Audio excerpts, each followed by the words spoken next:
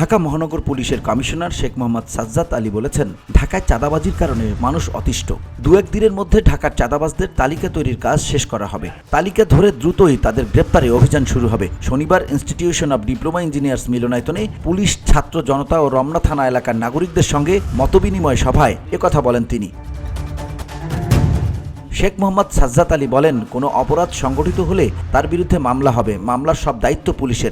যত অপরাধ হবে তত মামলা থানায় নিতে হবে। কেউ ক্ষতিগ্রস্ত হলে পুলিশ সহযোগিতা করবে। তদন্ত করে আসামিদের শাস্তির আওতায় আনা হবে। পুলিশের দায়িত্ব পালন করতে গিয়ে অতীতের মতো কারো ব্যক্তিস্বার্থে ব্যবহার না হয়ে সেদিকে সচেতন থাকতে হবে।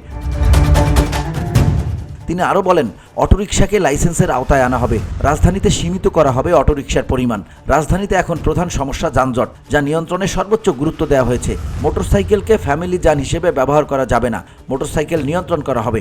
যত্রতত্র পলিটিক্যাল মিছিল মিটিং করা যাবে না। অনুমতি নিতে হবে। বাসাবাড়ি করার সময় রাস্তার উপর মালামাল রাখা যাবে না। রাখলে মামলা হবে। মাদকের ব্যাপারে কোনো ছাড় নেই। যে অপরাধ সে অপরাধের মামলা নিতে হবে থানায়।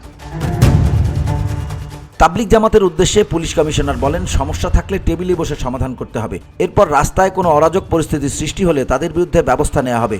সংযত উপায়ে ফুটপাতের হকারদের উচ্ছেদ করা হবে। পাশাপাশি দেশকে অস্থিতিশীল করার ষড়যন্ত্র মোকাবেলা করার জন্য পুলিশকে আহ্বান জানিয়েছেন রমনা থানা এলাকার ছাত্র, ব্যবসায়ী, বিভিন্ন দলের রাজনীতিবিদরা। VOD Bangla news desk.